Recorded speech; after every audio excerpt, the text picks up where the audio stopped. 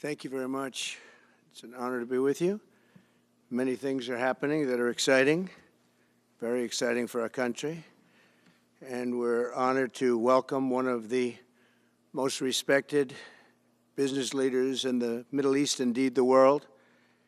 He's a founder and chairman of DAMAC Properties, Hussein Sajwani, very respected gentleman. And I'm thrilled to announce today that DAMAC will be investing at least $20 billion over a very short period of time into the United States, and they may go double or even somewhat more than double that amount of money. It's a great thing, and I believe he will say that he's doing it because of the fact that he was very inspired by the election. They wouldn't do it without that election, I can tell you. A lot of people wouldn't. You saw last week where we have somebody who's going to go from $100 to $200 billion. And we have many other people, and we'll be bringing some of them out. Some of them like to do it somewhat more quietly, and some don't, and they feel so strongly about the country that they want to let people know about it. But it's an honor to have such a great investor investing in our country. The investment will support massive new data centers across the Midwest, the Sun Belt area, and also to keep America on the cutting edge of technology and artificial intelligence. He's very big into the data centers, and that's going to be a very hot item in the coming years, as you know, with AI. In particular, the first phase of the project will be in Texas, Arizona, Oklahoma, Louisiana, Ohio, Illinois, Michigan, and Indiana, those places. And Hussein, I'd love you to come up and say a few words. Thank you very much. Thank you. Thank you. Thank you, Mr. President. It's been amazing news for me and my family when he was elected in November. We've been waiting 4 years to increase our investments in U.S. to a very large amount of money. We are a company operating in more than 20 countries around the world. We have delivered more than 45,000 luxury units and another 45,000 in the pipeline. In data center, we are in 10 countries around the world, in Asia, Europe, and Middle East. And we're very, very excited now with his leadership and his open strategy and policy to encourage businesses to come to U.S. For the last 4 years, we've been waiting for this moment. And we're planning to invest $20 billion and even more than that if the opportunity in the market allow us. But at the moment, we're planning $20 billion in data center, catering for the AI and cloud business for the hyperscalers. Fantastic. Thank you, Mr. Great President. honor. Thank you very much. So nice. And that man knows what he's doing. He knows. So, Hussein, we're going to work with you and make sure everything goes smoothly. We have powers that haven't really been used in terms of environmental. If you invest over $1 billion in the United States, we're going to give expedited reviews to everybody because everyone's afraid they're going to come in and get caught in the quagmire, which is very prevalent in the United States, unfortunately, the quagmire of environmental and various other regulations and rules. And I made it a point of telling people if you invest $1 billion or more, and we'll do this for people with far less too, but we guarantee it. We're going to move them quickly through the environmental process. Sometimes people are held up 12, 13, 14, 15 years. I saw it with plants in Louisiana where I got it approved in literally a week. They were through the review in 1 week after spending 14 and a half years trying to get it, and they were going nowhere. It was a terrible thing. So I've been a victim of that myself over the years, and I think I know all the games and all the tricks that are played, and much of it is just done to stop progress. So we're going to be helping you and everybody else that comes to the United States and wants to invest their money, that you don't get tied up for the rest of your life and you can't do anything. This commitment further underscores that many of the greatest business leaders on earth are seeing a very bright economic future for America since the election. As you know, a lot of positive things have happened. We are inheriting a difficult situation from the outgoing administration, and they're trying everything they can to make it more difficult. Inflation is continuing to rage, and interest rates are far too high. And I've been disappointed to see the Biden administration's attempt to block the reforms of the American people and that they voted for. We had a landslide election. We won every swing state. We won the popular vote by millions and millions of people. Nobody even knows how many people, millions. And they're still counting in some areas. You know, they're still counting the vote in some areas. Can you believe this? What a place. What a horrible place. One of the things we're going to do is we've got to fix the election so that we get honest counts and they get done by 10 o'clock in the evening or something thereabouts. They have places where they're still counting votes. President Biden's actions yesterday on offshore drilling, banning offshore drilling, will not stand. I will reverse it immediately. It'll be done immediately. And we will drill, baby, drill. And we're going to be drilling in a lot of other locations. And the energy costs are going to come way down. They'll be brought down to a very low level. And that's going to bring everything else down. That's what caused it to go up, along with the ridiculous spending on the Green New scam.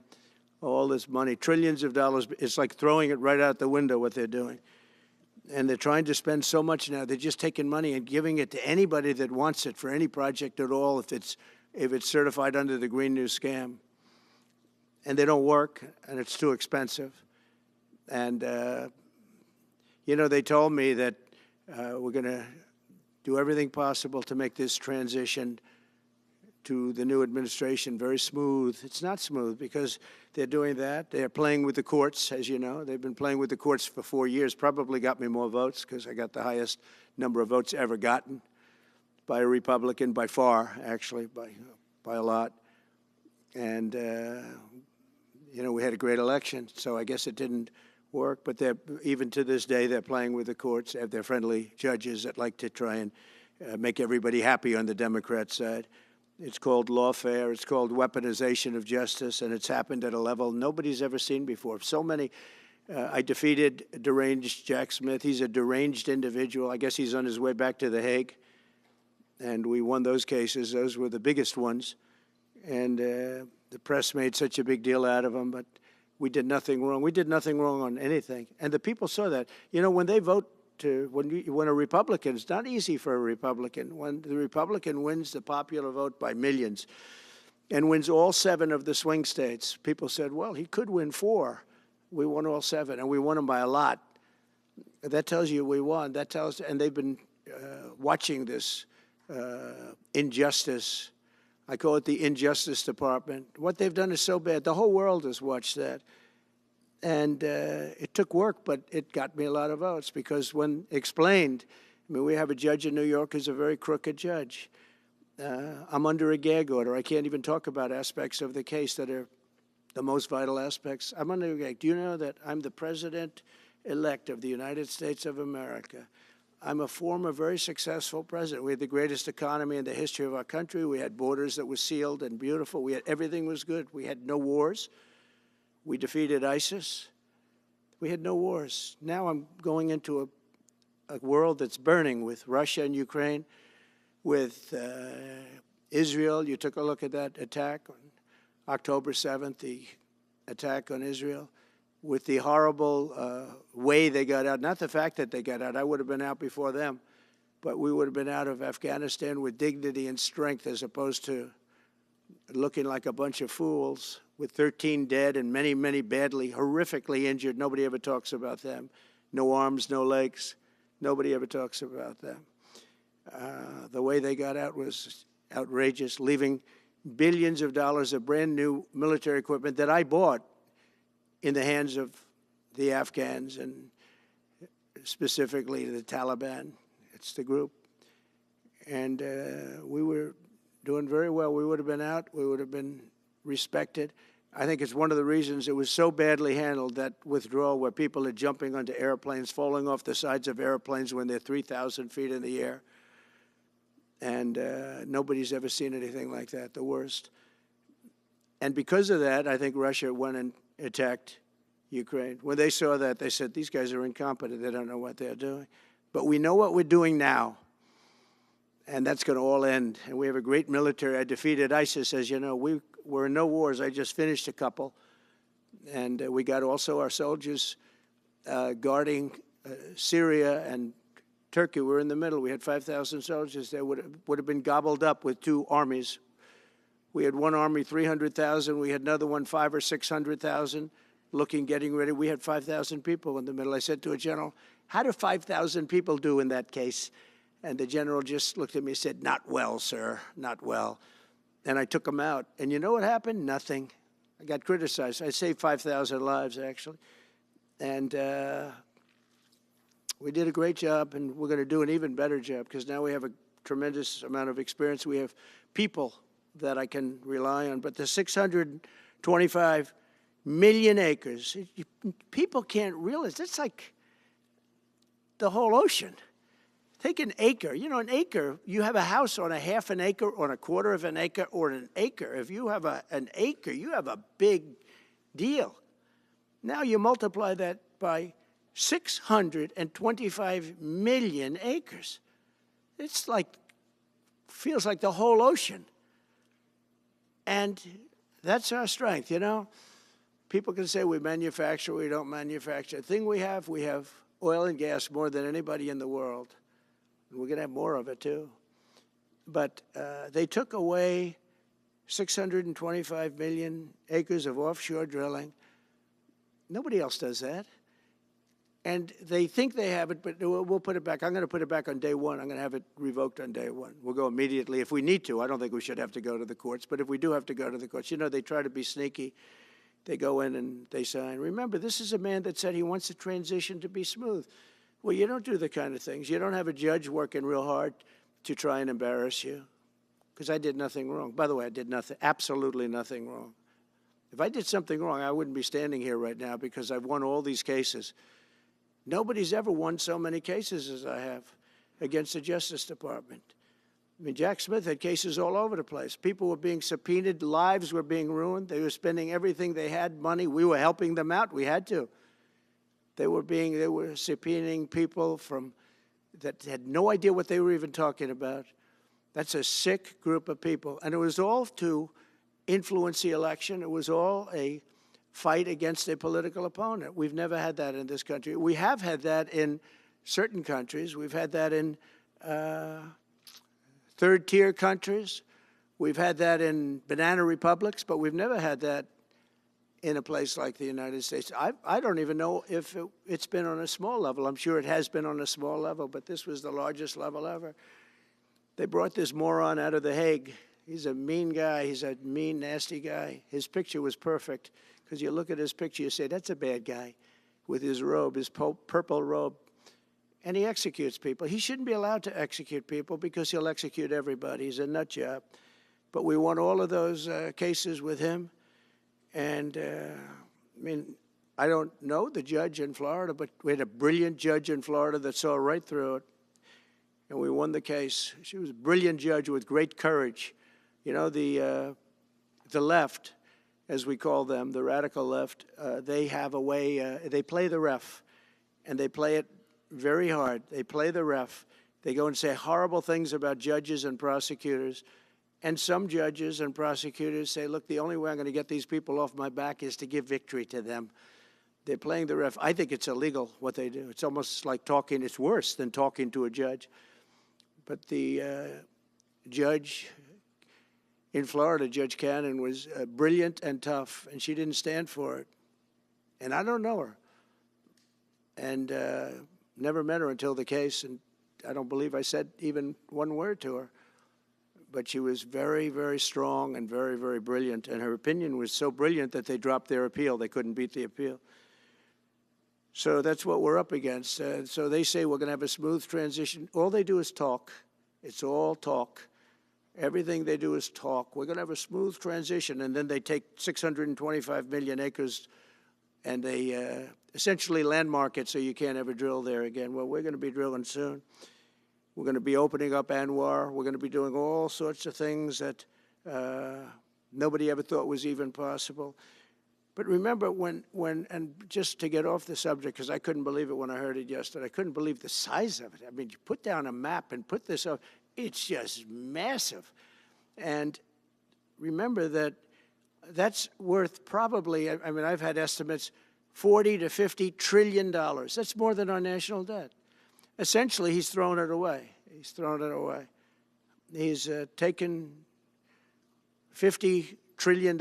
So if we owe $35 trillion, he's taken $50 trillion of value and thrown it right out the window. We can't do that. Nobody can do that. One other thing he did yesterday, which was in many ways worse, it's hard to believe it can be worse. He wants all gas heaters out of your homes and apartments. He wants them to be replaced by essentially electric heaters. I don't know what it is with electric. This guy loves electric. We're going to be ending the electric car mandate quickly, by the way. This guy loves electric. And we don't have enough electricity. And then we have AI where we need more. And he wants everybody to have an electric heater instead of a gas heater. Gas heater is much less expensive. The heat is much better. It's a much better heat. As the expression goes, you don't itch. Does anybody have a heater where you go and you're scratching? And that's what they want you to have. They don't want you to have gas where you don't have the problems of the electric. And the source is plentiful. They're much cheaper to operate. They're much better. They work much better. They look much better. 60% of homes and apartments have gas heaters. He wants them all removed quickly. These people are crazy. There's something wrong with them. There's something wrong with them. They also want to go back, and they have already started that, to when you buy a faucet, no water comes out because they want to preserve. Even in areas that have so much water, you don't know what to do. It's called rain. It comes down from heaven. And they want to do, no water comes out of the shower. It goes drip, drip, drip. So what happens, you're in the shower 10 times as long, you know. No water comes out of the faucet. You want to wash your hands. They want to go back to even stronger than what they have right now. As you know, I ended that policy. You can have all the water you want. Makes no difference. It comes weird, especially in certain areas. We have so much water, we don't know what to do with it. But these are all things. They want very, very little water to go into your dishwasher, almost none. And you know what people do? They just keep pressing, keep it going. They end up using more water. Likewise, washing machines. They want in your washing machine to have very little water coming out of the washing machine. So when you wash your clothing, you have to wash it 4 times instead of once. You end up using more water. We're a party of common sense, and things that I'm telling you now is really all about common sense. On January 20th, we'll turn the economy around very quickly, because right now when I think of our economy, I think about inflation. That's what we have. We have inflation, I believe, at a level that we never had before. There's never been anything like it. And over the next 4 years, the United States is going to take off like a rocket ship. But really, it's already doing it.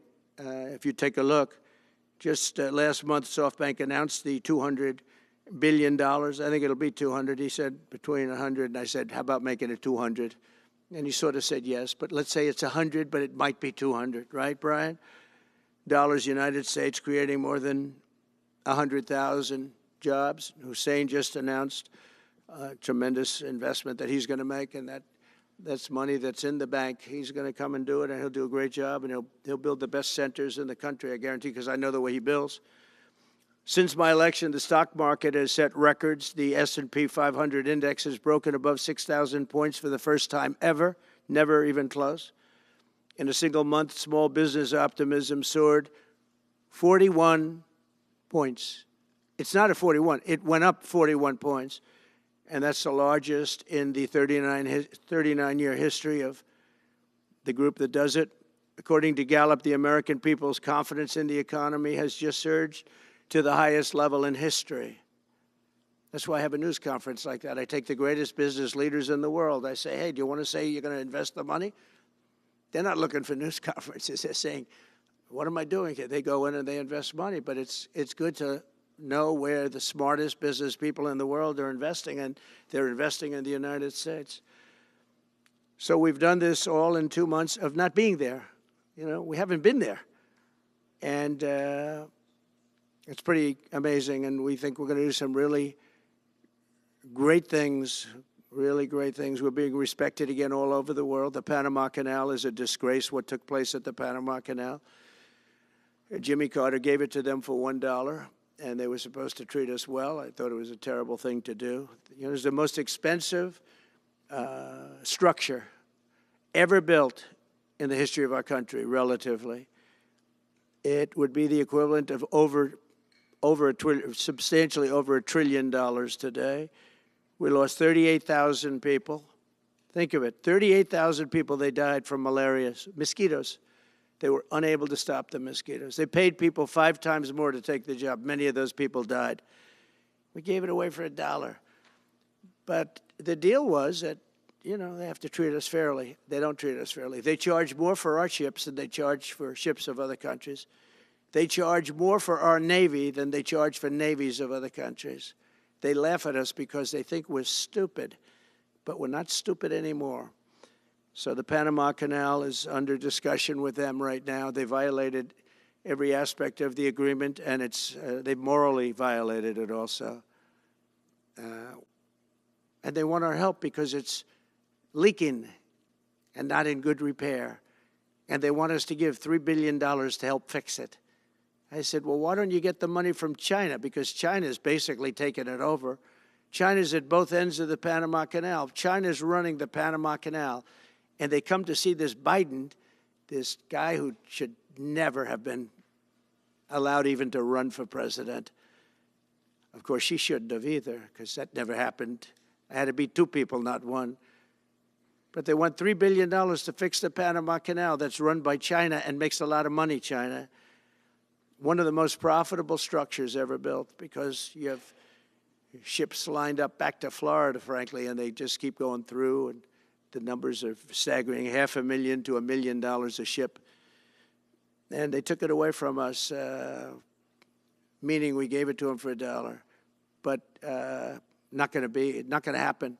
What they've done to us, they've charged us, they've overcharged our ships, overcharged our Navy. And then when they need repair money, they come to the United States to put it up. We get nothing. Those days are over. Working with the Republican majorities in Congress, will cut taxes, slash regulations, raise wages, and boost incomes at a pace the world has not seen before, and certainly not from our country. We had a big chunk of it for the first 3 years prior to COVID coming in my administration. We had the greatest economy in history. We cut the most regulations in the history of our country, and I did that all in 4 years. By 4 times more than any other president cut. We did that in 4 years. And we were just getting started. We'll impose new tariffs so that the products on our stores will once again be stamped with those beautiful words, made in the USA. And we are not treated well, as you know, by Canada. Canada is subsidized to the tune of about $200 billion a year, plus other things. They don't essentially have a military. They have a very small military. They rely on our military. It's all fine, but, you know, they got to pay for that. It's very unfair. I have so many great friends. One of them is the great one, Wayne Gretzky. I said, run for prime minister. You'll win it'll take 2 seconds. But he said, well, am I going to run for prime minister or governor? You tell me. I said, I don't know. Let's make it governor. I like it better. But no, something's going to have to be done. Same thing with Mexico. We have a massive deficit with Mexico, and we help Mexico a lot. They're essentially run by the cartels, and can't let that happen. Mexico's really in trouble, a lot of trouble. Very dangerous place. And we're going to be announcing at a future date pretty soon. We're going to change, because we do most of the work there, and it's ours. We're going to be changing, sort of the opposite of Biden, where he's closing everything up, essentially getting rid of $50 to $60 trillion worth of assets. We're going to be changing the name of the Gulf of Mexico to the Gulf of America, which has a beautiful ring that covers a lot of territory. The Gulf of America, what a beautiful name. And it's appropriate. It's appropriate. And Mexico has to stop allowing millions of people to pour into our country. They can stop them. And we're going to put very serious tariffs on Mexico and Canada, because Canada, they come through Canada too, and the drugs that are coming through are at record numbers, record numbers. So we're going to make up for that by putting tariffs on Mexico and Canada, substantial tariffs. And we want to get along with everybody, but you know, they have to. It takes two to tango. We're approaching the dawn of America's golden age. It's going to be a golden age for America. We have things that nobody else has. We have more natural resources. We have, number one, nobody knew that until I came along. I made us number one. We were number three. I made us number one in a very short period of time in drilling. And you know, you can talk about windmills. They litter our country. They're littered all over our country, like dropping paper, like dropping garbage in a field. And that's what happens to them, because in a period of time, they turn to garbage. Most expensive energy ever. They only work if you get subsidy. The only people that want them are the people that are getting rich off windmills, getting massive subsidies from the U.S. government. And it's the most expensive energy there is. It's many, many times more expensive than clean natural gas. So we're going to try and have a policy where no windmills are being built. You know, off the coast of New Jersey, they want to build like 200 windmills. The people are going crazy. Nobody wants them, and they're very expensive. They don't work without subsidy. You don't want energy that needs subsidy. Energy is a good business. You don't need subsidy. But when you build these massive towers, I mean, they're 25 stories tall, 40 stories. They have one 70 stories tall. The blades, they take 3 ships to ship them. It's crazy. They're dangerous. You see what's happening up in the Massachusetts area with the whales, where they had 2 whales wash ashore in, I think, a 17-year period. And now they had 14 this season.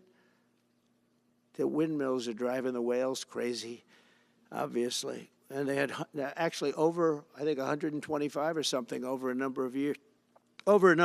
And we don't want that to happen. It's a disaster it's amazing the way a true environmentalist would say, oh, we love wind. It sounds good, but that's about where it ends. You know, after 10 years, you have to redo them. And what happens is they don't do that. They let them stand and they rust, and they say, because of the environment, I'm not a believer in this, but they say you can't, because it's a certain fiberglass, that the blades cannot be buried in earth, that's an environment. So what do you do with them? What do you do with them? And I don't know if you've ever gone to Palm Springs, California, or any of these places where you have long-term windmills standing. They're a disaster. They're rusting, rotting, closed, falling down. This is as you enter Palm Springs. And they put new ones next to them because nobody wants to take them down, because why should they take them down? It's very expensive to take them down. And you can't do anything with them because the blades, you can't bury them because of the environmental protection. We'll look at that. Doesn't make sense, but that's what they say. So we are at the beginning of a great, beautiful golden age of business. And I think we're also at a golden age of common sense, because everything I'm saying to you, from a simple water faucet that doesn't allow water to come out appropriately, to all of the other elements of what we do and what we're going to do, to take $50 to $60 trillion off our country's balance sheet because some man that has no idea what he's doing, has no idea. You know it, I know it, the Democrats know it. What they did is a crime by allowing that to happen. And I'll bet you, if you asked him today, how much acreage did you submit? Essentially, did you destroy? You destroyed the economic viability of drilling in the ocean.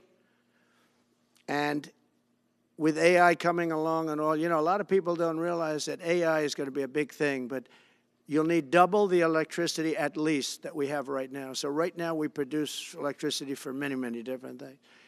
AI is a very big deal in terms of the future. China is already building electric facilities, big, bold electric facilities. And you know how they're being fired up? With coal. They're being fired up with coal.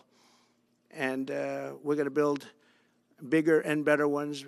People like Hussein that are doing the same thing as he is. I'll bet they don't do it as well, because I know how he does it, but they're doing a lot of things. The problem is they can't get their permits, because I say build the plant with the building. So with the structure, build the plant, because if you go into grid, the grids are old. So they said, that's a great idea. In other words, build your electric facility alongside of your plant. And you could have extra output if you want, because once you build it, you can make it larger pretty inexpensively. You could have extra output, which you'll sell to the public, but build it with the plant, and people are loving that idea. So we're going to have a lot of fun making America great again, and it's going to happen, I think, very, very quickly. It's already happened. So I would say this, and this has been pretty openly reported by the news. There's never been anything like what's happened in the list since we won the election. Couple of months since we won the election, the whole perception of the whole world is different. People from other countries have called me. They said, thank you, thank you.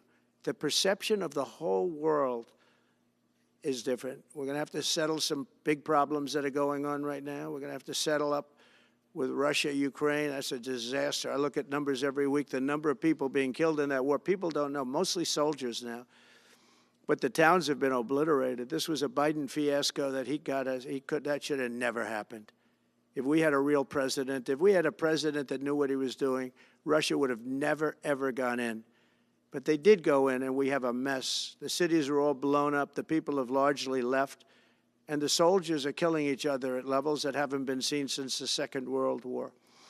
So we'll have to get that one straightened out, too. That's a tough one. Much tougher than it would have been before it started, I can tell you that. A deal could have been made just by an average deal maker. A deal could have been made on that. So thank you all for coming. We'll take a couple of questions. Yeah. Go ahead, please. President, thank you. Wanted to touch on the world on fire that you mentioned, but let's start, if we could, with your references to Greenland and the Panama Canal, so forth. Can you assure the world that as you try to get control of these areas, you are not going to use military or economic coercion? No. And can you tell us a little bit about what your plan is? Are you going to negotiate a new treaty? Are you going to ask the Canadians to hold a vote? What is the strategy? Yeah, I can't assure you, you're talking about Panama and Greenland. No, I can't assure you on either of those two. But I can say this, we need them for economic security. The Panama Canal was built for our military. I'm not going to commit to that now. It might be that you'll have to do something. Look, the Panama Canal is vital to our country. It's being operated by China. China. And we gave the Panama Canal to Panama. We didn't give it to China. And they've abused it. They've abused that gift. It should have never been made, by the way. Giving the Panama Canal is why Jimmy Carter lost the election, in my opinion, more so maybe than the hostages. The hostages were a big deal. But if you remember, and nobody wants to talk about the Panama Canal now because, you know, it's inappropriate, I guess, but because it's a bad part of the Carter legacy. But he was a good man. Look, he was a good man. I knew him a little bit, and he was a very fine person, but that was a big mistake. Giving the Panama Canal to Panama was a very big mistake. We lost 38,000 people. It cost us the equivalent of $1 trillion, maybe more than that. Probably the most expensive, they say it was the most expensive structure, if we call it a structure, which I guess you can, ever built. And giving that away was a horrible thing. And I believe that's why Jimmy Carter lost the election, even more so than the hostages. Those two things. If I could follow up on Ukraine and Iran, the two negotiations you'll be heading into. On Ukraine, you said just before it's a lot more complicated now. Much more complicated. Do you believe... Because it would have never started. Right, but it has started. You've well, got not only started, the cities are largely knocked down. So you've got what you've got. At this point, to hold on to leverage in dealing with President Putin, would you make a commitment to the Ukrainians that you will keep supporting them during the negotiations? Well, I wouldn't tell you if that were the case. Would you make a commitment to provide a security guarantee if they do enter into an armistice or a ceasefire along the lines that the French and the Germans? So, you know, a big part of the problem was Russia for many, many years, long before Putin said you could never have NATO involved with Ukraine. Now, they've said that. That's been like written in stone. And somewhere along the line, Biden said, no, they should be able to join NATO. Well, then Russia has somebody right on their doorstep, and I could understand their feeling about that. But there were a lot of mistakes made in that negotiation. And when I heard the way that Biden was negotiating, I said, you're going to end up in a war. And it turned out to be a very bad war. And it could escalate. That war could escalate to be much worse than it is right now. They can never join NATO.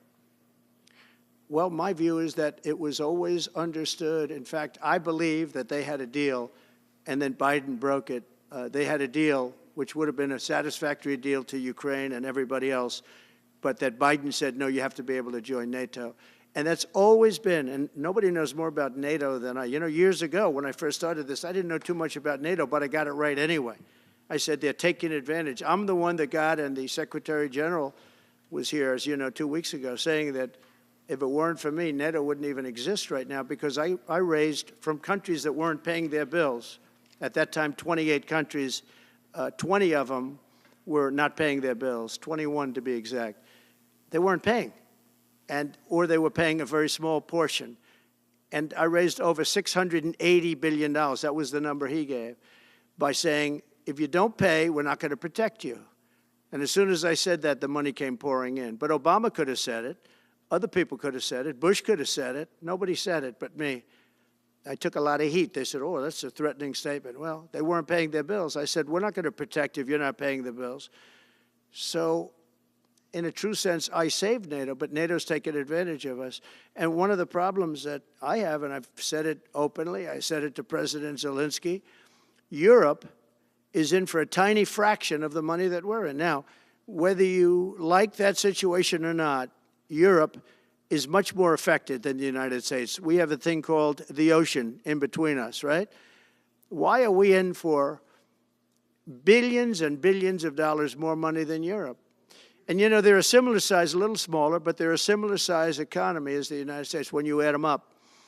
And yet Europe is in for a small fraction of the number the United States is in. Now, Biden could have called them up during the term. That's what I did. I said, you have to pay your bills.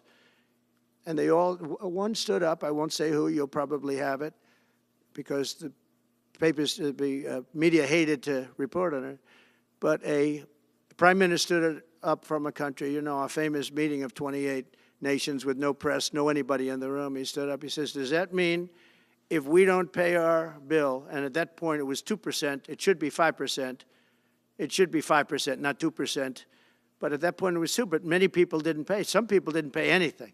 But many people were way, including Germany. Germany was at less than 1%. You're going to press for 5%? Well, I think NATO should have 5%, yeah. Well, you can't do it at 2%. I mean, at 2%, every country, if you're going to have a country in a regular military, you're at 4%. I think they should be, you know, they're in dangerous territory. I think it should be, they can all afford it, but they should be at 5%, not 2%. I'm the one that got them to pay 2%. But a gentleman stood up, a prime minister stood up, and he said to me, sir, could I ask you a question? You're saying we have to pay our bills. If we don't pay our bills, will the United States protect us from Russia? I said, if you don't pay, you mean you're delinquent? He said, yes. He said, if you're delinquent, we will not protect you. I took a lot of heat. Although it was somewhat closed door, I took a lot of heat from the media. And you know what happened? The money started pouring in. That's why NATO has money. And the Secretary General said it was the most incredible thing he had ever seen in a negotiation. Now, if I would have said, yes, we will, nobody would have paid. If I would have loved to say, yes, we'll protect you even if you don't pay. But that's not the way life works. Mr. President, two questions related to each other. First, you said on your first day of office you're going to pardon January 6th defendants. Are you planning to pardon those who were charged with violent offenses? Well, we're looking at it, and we have other people in there. And as you see, I guess 24 or 28 people came now from the FBI. That came out very quietly. Nobody reported it, but they had people in some form related to the FBI. They had 4 or 5 people that were strongly related to the FBI. We have to find out about that. We have to find out about Hezbollah. We have to find out about who exactly was in that whole thing, because people that did some bad things were not prosecuted. You know, I see it all the time, and you see it too. People that were doing some bad things weren't prosecuted, and people that didn't even walk into the building are in jail right now. So we'll be looking at the whole thing, but I'll be making major pardons. Yes, please. Please. On Jack Smith's report. Good afternoon, Mr. President. It's good to see you again. 2 questions about Syria and the ongoing war in Gaza. About Syria, the Pentagon disclosed last month the U.S. has some 2,000 troops in Syria. That's almost double the number initially we were told of 900. Will you keep that troop capacity the same upon taking Well, I won't office? tell you that because that's part of a military strategy, but I will say it was Turkey. Turkey's been after that country in different names and different forms and shapes for 2,000 years. Those people that went in are from Turkey. And President Erdogan is a friend of mine. He's a guy I like, respect. I think he respects me also. He's the one that didn't go after certain people after I requested that he not. You know who I'm talking about, the Kurds. I don't know how long that's going to, because they're natural enemies. They hate each other. But he didn't do that yet. And he didn't do it in the past also. He started, and I said, please don't do that, and he didn't do it. So, but if you look at what happened with Syria, Russia was weakened, Iran was weakened, and he's a very smart guy. And he sent his people in there through different forms and different names, and they went in and they took over, and that's the way it is. I'm sorry, I don't mean to interrupt you. Do you have concerns about HTS taking control of By the way, I Syria at this have point? the envoy here. Is that in the back? Standing with my son, Eric, is Steve Witkoff, who's just got back from the Middle East, and he's done a fantastic job. He's a great deal maker. I said, what we need there is a deal maker, because nobody makes a deal. We have people that understand where the rivers are and where the meets and bounds are, but they can't talk. They can't make deals. Steve's done a great job. I just want to thank you, Steve. You've been working endlessly for months, and he's working specifically on the hostages, trying to get them back. Well, that was my second question. Is Hamas Steve, released come up for a second. Maybe you might want to say a couple of words. Sir, I Hamas didn't- released another hostage I video. didn't know Steve was going to be here, actually. Neither did I. He's done a fantastic job, and it's a dangerous job, too, and we appreciate it. He didn't know about this kind of danger and the other deal-making he does. Now he sees a lot of big danger. Come on up, Steve. Mr. President, can I ask you a second part of that? Hamas Yeah, released just one another second, hostage please. video. I'm going to give you a little report on the hostages, if I can. Steve? Thank you very much. Thank you, Mr. President. Wow. Well, I think we're making a lot of progress, and I don't want to say too much because I think they're doing a really good job back in Doha. I'm leaving tomorrow back to go to Doha, but I think that we've had some really great progress, and I'm really hopeful that by the inaugural, we'll have some good things to announce on behalf of the President. I actually believe that we're working in tandem in a really good way, but it's the President, his reputation, the things that he has said that are driving this negotiation. And so hopefully it'll all work out and we'll save some lives.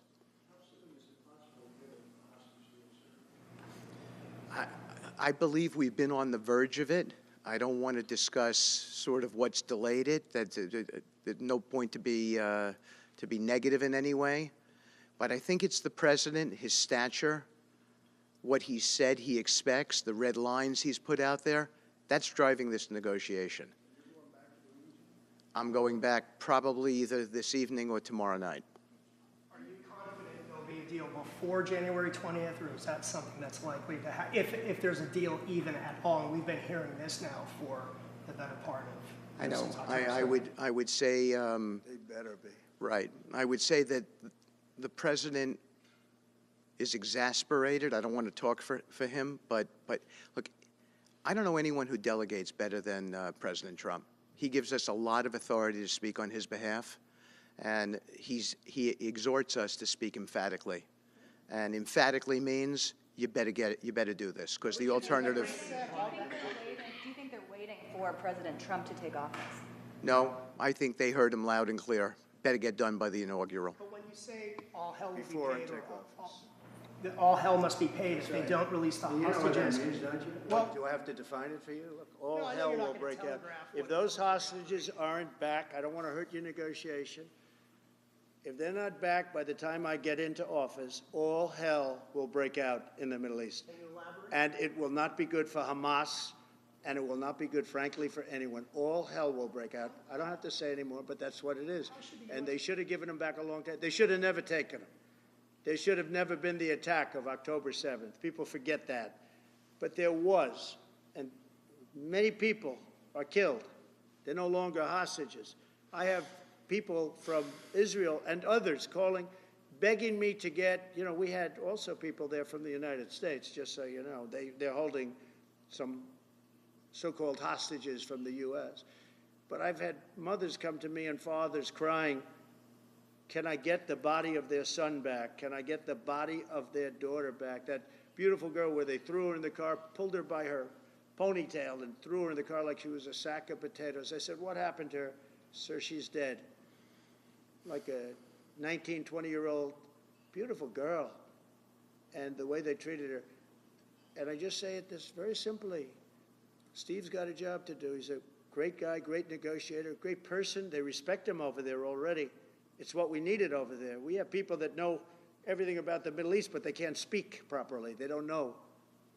He's a great negotiator. That's what I needed. I could have sent that gentleman right over there, Hussein. He's a great negotiator. There are people, they're rare. Great negotiators are very rare, like a great surgeon. But we have the right person. But I tell this, I don't want to hurt the negotiation. If the deal isn't done before I take office, which is now going to be 2 weeks, all hell will break out in the Middle East. Okay? Thank you, Mr. President. You've done a great job. Thank you. Mr. President, more than 140 police officers were injured by rioters on January 6th.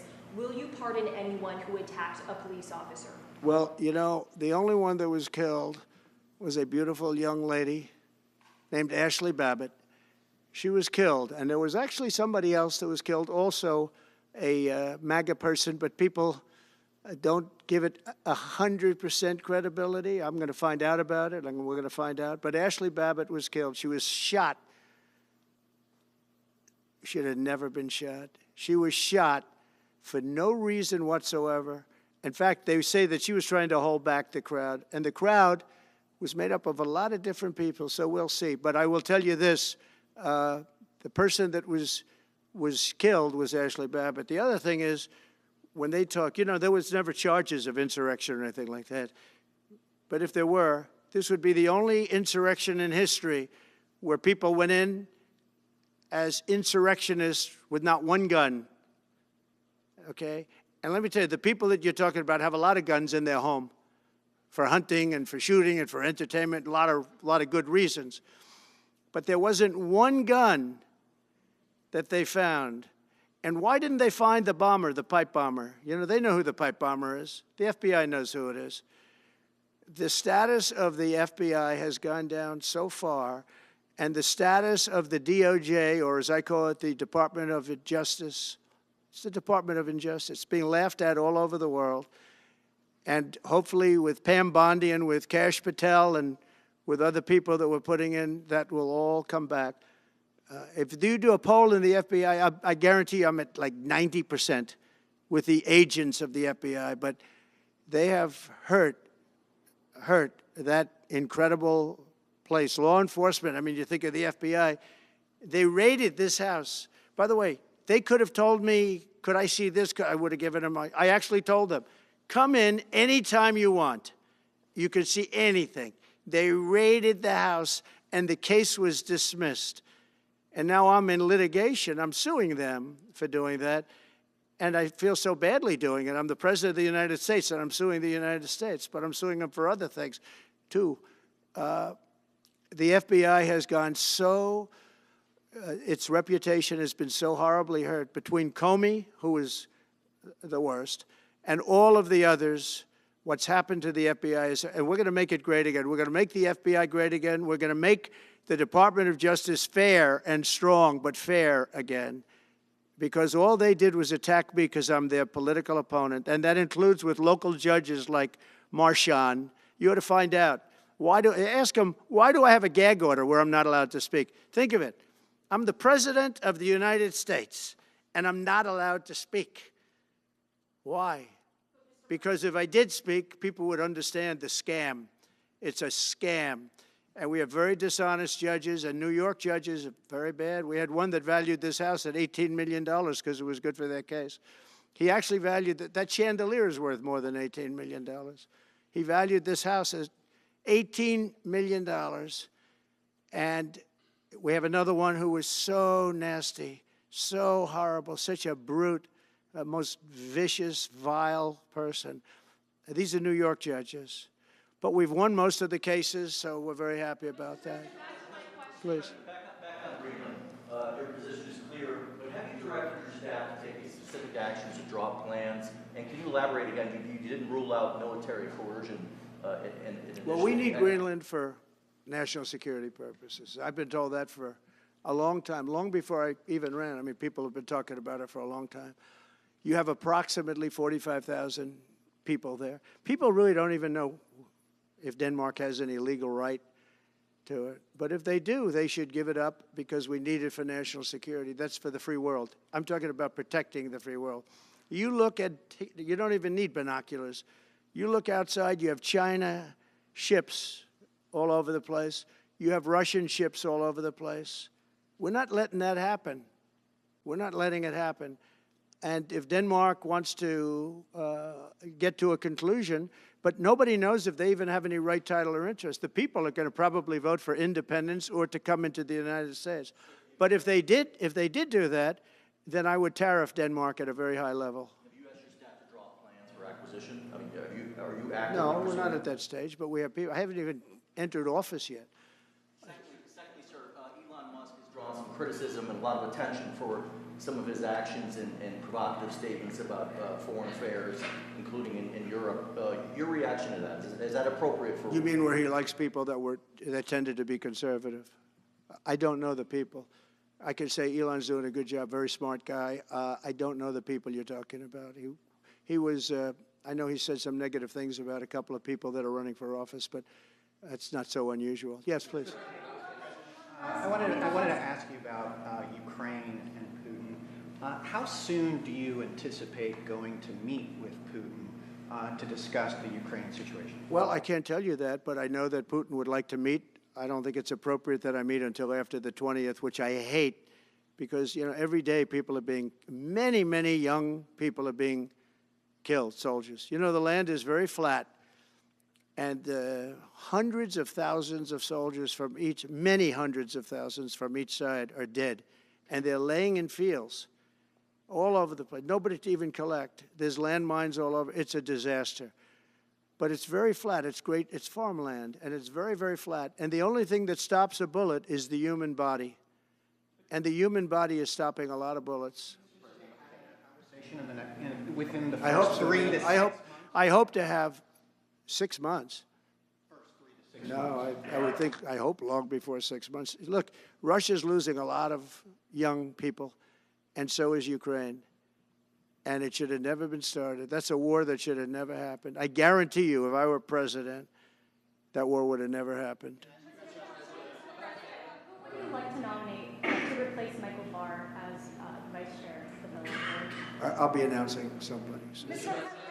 President, if we were to work under the assumption that you're serious about making Canada 51st state of the United States, the leader of the Conservative Party in Canada said, under no circumstance will it ever be the 51st state. Maybe he won't win, but maybe he will. I don't care. You had suggested. Listen, I don't care what he says. But Sir Lopez, you said you were considering military force to acquire Panama and Greenland. Are you also considering military force to annex and acquire Canada? No, economic force, because Canada and the United States, that would really be something. You get rid of that artificially drawn line, and you take a look at what that looks like. And it would also be much better for national security. Don't forget, we basically protect Canada. But here's the problem with Canada. So many friends up there. I love the Canadian people. They're great. But we're spending hundreds of billions a year to protect it. We're spending hundreds of billions a year to take care of Canada.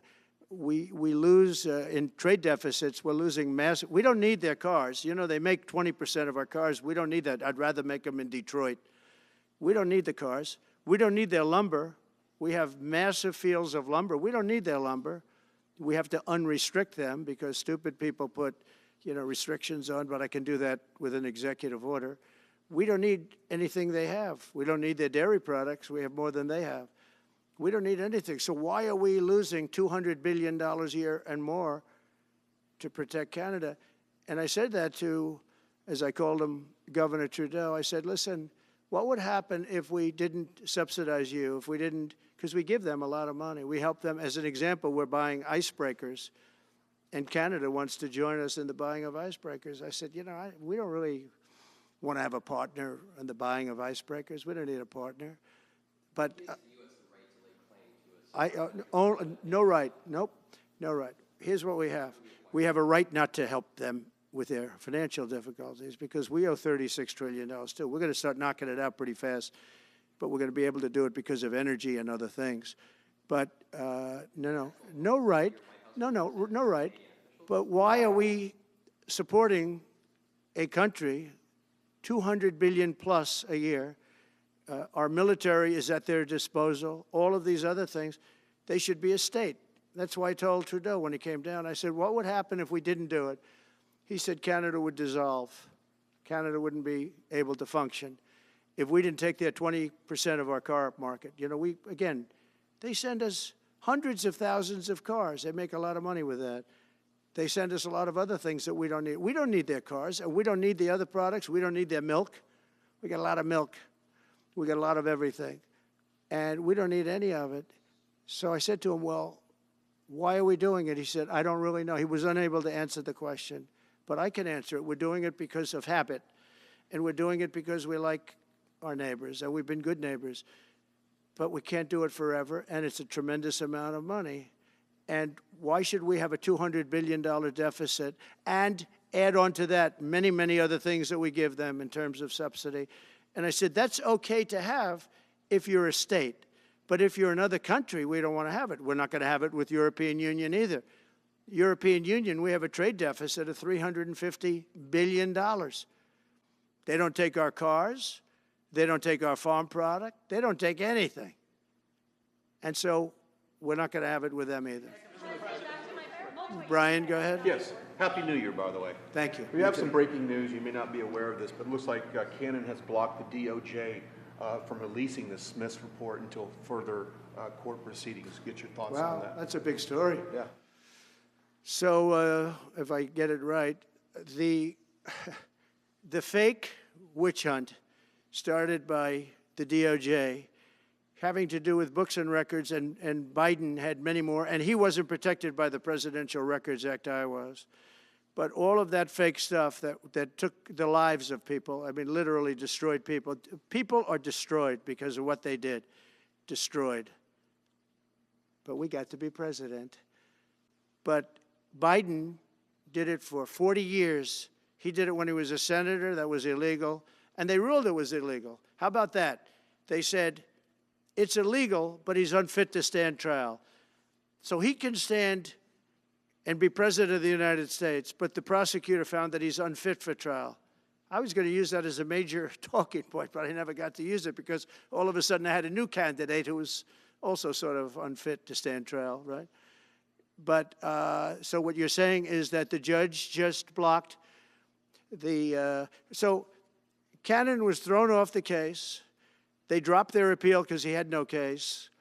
They dropped all of that, the lawsuits against us. They lost the lawsuit. So this is deranged Jack Smith. So he dropped the lawsuits. He was told to by the DOJ because they had no lawsuit. They lost in court in front of a very strong and a very brilliant judge. They lost in court, and that pertained to other cases in other courts. So he wanted to do a report just before I take office, probably.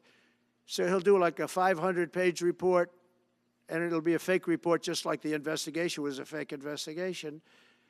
And I said, well, wait a minute. This guy was thrown off in disgrace. In disgrace. He's going back to The Hague or wherever they're going to send him. In disgrace. Because he failed so badly. Because it was a fake case against a political opponent. They thought they were going to use this to beat me. So what you're saying is, I'm just hearing that they're not allowed to issue the report. So if they're not allowed to issue the report, that's the way it should be. Because he was thrown off the case in disgrace. Why should he be allowed to write a fake report? It'll only be a fake report. That's great news. Yeah. Good. And if I can just follow up real quickly, you want to comment, many Americans are angry that we're sending millions of dollars every month to the Taliban. Do you anticipate? It's not even believable. Billions of dollars, not millions, billions. We pay billions of dollars to essentially the Taliban, Afghanistan, and that's given by Biden. That's the same man that took away $50 to $60 trillion worth of value from the United States. Think of it, probably our most valuable asset. Took away our most valuable asset. This can't be allowed to happen. We are now a nation of common sense. When he does that, 625 million acres, this can't be allowed to happen. Thank you for the information. Yes, sir. Most other people probably knew about it, but they wouldn't have told me, right? Mr. President, on the campaign trail, you vowed to bring down the prices at grocery stores very fast. Yeah, we won't do it But then fast. you recently told Time Magazine that bringing down prices would be very hard. So what can the American people expect when you get into office? It's always When hard to can they bring go down the prices grocery when bill somebody and else has screwed something up like they did. But we'll bring them down. We'll get them down. Energy is going to bring down prices. We're going to have a lot of energy, and energy is what brought it up. Energy and their bad spending is what brought it up, and energy is going to bring it down. We're going to have prices down. I think you're going to see some pretty drastic price reductions. As an example, food, bacon, ham, apples, everything has gone through the roof. It's one of the reasons I won. So as you know, I said it, inflation was one of the reasons I won, but I think the biggest reason I won was the fact that they are allowing prisoners to come into our country. They released their prisoners, their murderers. Thousands of murderers are now walking around the streets of our cities and farmland all over, murders, people that have killed. Many, 32% have killed more than one person. They released them from their jails, their prisons, and their mental institutions and insane asylums into our country. I believe that's the reason we got such a large vote. All right, maybe one or two more questions. Yeah, please, go ahead. Go ahead, you go. Sir, can you, President Carter is laying in state today in Washington. You had some harsh words for him about the Panama Canal. Is there any disconnect there? Do you feel a little bit bad about doing that on this day? No, I liked him as a man. I disagreed with his policy. So, hey, he thought giving away the Panama Canal was a good thing. I think it cost him the election. That and the hostages. I actually think that was a bigger factor because that's a deal that just should not have been made. But again, this was a question that was asked of me. I didn't bring it up. I didn't want to bring up the Panama Canal because of Jimmy Carter's death. But people don't bring it up. But, you know, you and other people have asked me about it. No, it's a deal that I was very strongly against. I was a young guy when this took place. But just why would we spend all of that money, lose 38,000 people to malaria, the mosquito? They were dying. It was horrible what was happening. They paid them 4 times more than they would make in the United States, but they knew they were going to go over there and die. And they died in the jungles of malaria. There was nothing we could do to stop it, 38,000. And then we gave it away for $1. Without getting their agenda through Congress, you appeared to open the door in your radio interview yesterday for 2 bill approaches. It's still your preference for one big, beautiful bill, as you have said. Well, I like one big, beautiful bill, and I always have, I always will. But if 2 is more certain, it does go a little bit quicker because you can do the immigration stuff early. Now, you have to understand, for immigration and for the wall, we won the case on the wall. You know, they tried to sell the wall for 5 cents on the dollar, by the way. And we had, fortunately, a judge that stopped that. But they were already discarding the wall. And 5 cents on the dollar. And you know what they were doing? They were calling us up and saying, we'll sell it back to you at 200 cents. In other words, double what we paid for it. So they were going to buy it from this guy for 5 cents on the dollar. They were making deals. And fortunately, we had a very smart judge that stopped it cold. I think he called for an investigation, too, and he should. But think of it. They were selling the wall that was exactly the wall that the Border Patrol wanted. That was designed by them. Steel, concrete, rebar, exactly as they want. Very, very heavy steel, very powerful steel, hard to cut. Very, very heavy, 7,000-pound concrete, which is a very strong concrete. Everything was top of the line. Very expensive. Would be double what we paid for it then, 6 years ago. But let me just tell you, they were selling it for 5 cents on the dollar to people, and those people were calling us, asking us to pay them 200 cents because it's a good deal because we can have it immediately. And you know what immediately is? Just leave it in place. No, the papers haven't written that, though. You understand? That deal is like all the other things that these people do. These people either hate our country or they're very stupid. And I don't believe they're stupid, because nobody can cheat on elections like they cheat and be stupid. They either hate our country or they're stupid. So remember what I said, because nobody wants to report it. They were selling the wall for 5 cents on the dollar and trying to resell it back to us for 200 cents or less, but for 200 cents on the dollar. That's a nice return. Today announced that it will stop putting fact checks on posts on its website. And Meta said today it would stop putting fact checks on its website and instead allow community to fact check. Well, I watched their news conference, and I thought it was a very good news conference. I think they've come a long way. Meta, Facebook. I think they've come a long way. I watched it. The man was very impressive. I watched it. Actually, I watched it on Fox. I'm not allowed to say that. Say it? Do you think he's directly responding to the threats that you have made to him in the past with these Probably. issues? Yeah, probably. The last time you were here, you were asked a question about the U.S. possibly launching a preemptive strike on Iran. You said you wouldn't answer that question. On who? Obviously, on Iran. The U.S. launching a preemptive strike on Iran's nuclear facilities. And I said I don't talk about it. It's a military strategy. But it is a legitimate question. It's something that well, it's not really, because only a stupid person would answer it. Look, it's a military strategy, and I'm not answering your questions on military strategy. All right, one more. Brian, go ahead. Brian. Could you give us a preview of what you might be talking to leaders of Congress who are expected to come here in the next couple of days? And you've got a very supportive Congress behind you. Yeah, they're great. So we have a wonderful Republican Congress. We have a leader that I have a lot of confidence in. I think he's going to be, hopefully, a great leader, a great speaker. And we have a leader, by the way, in the Senate I think has been great. John Thune has been doing a fantastic job. But it goes through the House first. And the question is whether or not we do the two bills or one bill. And, you know, look, I can live either way. I like the idea of the one big bill, but I can live either way. But they'll be coming down. The senators also will be coming down. And then ultimately we'll be meeting in the White House in a few weeks. But right now this is the winter season. You know, they sort of call this the winter White House. It was built, I don't know if you know this, Marjorie Meriwether Post and E.F. Hutton built this. It was the greatest of all the estates in our country. And I saved it, and I got a lot of credit for saving it. Most of these big, great houses have been knocked down in Palm Beach, just about all of them, actually. And they, you know, you'd build 10 mansions on one site, but we saved it. But this was built as the Southern White House, and she gave it to the government. And, by the way, Jimmy Carter gave it back. He said it's too expensive for the United States. So I didn't realize that. Real quick, I was just told. Actually, Jimmy Carter, Nixon was through Watergate. He came down. Nixon came here once, and he thought it was incredible. But he had a thing called Watergate, if anybody remembers that. And so he had other things on his mind, to put it mildly. And Jimmy Carter felt that it was too extravagant for the country. So fortunately for me, he gave it back to the foundation, and I bought it from the foundation.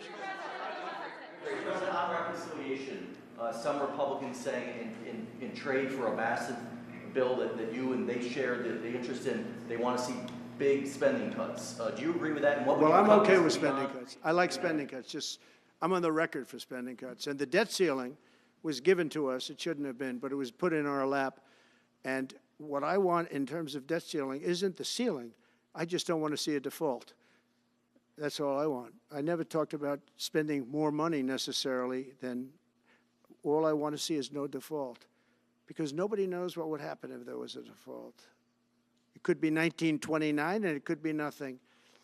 But that was put into our lap, and it shouldn't have been, but it was, and so we'll handle it. But debt ceiling is not about raising a lot of money. It's really just about extending it. I just want to see an extension. On immigration, how much can you do by executive order? Are you planning to do on executive order when it comes to immigration? And how much do you want Congress to tackle this issue? And also on day one, well, I had the safest what border orders are in the you history of our planning? country by far. You remember the famous chart that I brought down. I love that chart very much for a lot of reasons. But I have the safest border by far in the history of our country. And when I took it over, it was a mess. Nothing like it is now.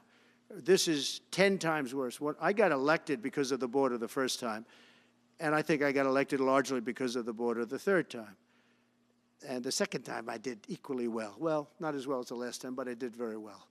And I will say, this was too big to rig. You know the expression? Too big to rig. They couldn't do it. They tried, but they couldn't do it. I didn't get very much from Congress at all. I just said that we're being invaded, and I took the money out of the military. Much of the wall, I built over 500 miles of wall. Much of that wall was built through money that I put into the military.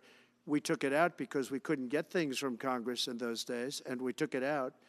And that wall was built largely with money coming from the military. So, very simple. I went to the military, I said, our country is being invaded by very similar, nothing like what's invading our country now. They weren't releasing prisons into our country, and they weren't releasing mental institutions in, but some bad dudes were coming in, right?